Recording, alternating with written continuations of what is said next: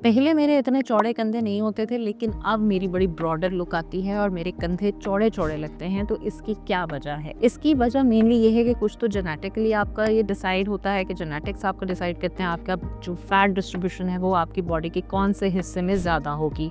दूसरा जो बहुत इंपॉर्टेंट आजकल है दैट इज़ द पोस्चर।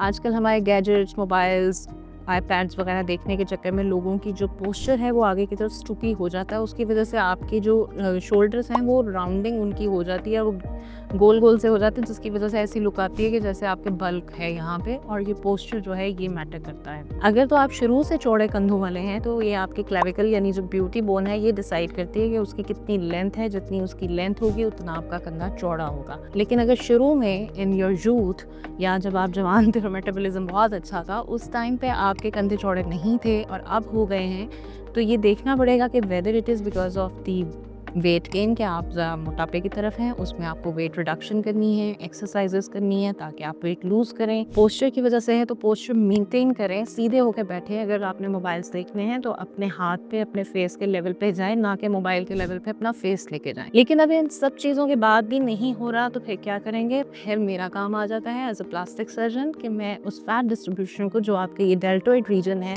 इसके ऊपर अगर फैट है तो मैं उसको रिमूव करूँ with the help of liposuction so that एक कॉन्टूर प्रॉपर बिल्ड हो। अगर ये excess of skin and fat है यानी दोनों चीज़ें हैं तो फिर आर्म लिफ्ट, जिसको ब्रैकियोप्लास्टी कहते हैं, उसके थ्रू आपके बाजुओं की जो शेप है उसको पतला किया जाता है सो दैट ओवरऑल जो आपका चौड़ापन है वो कम हो जाए और आप अच्छे लगें।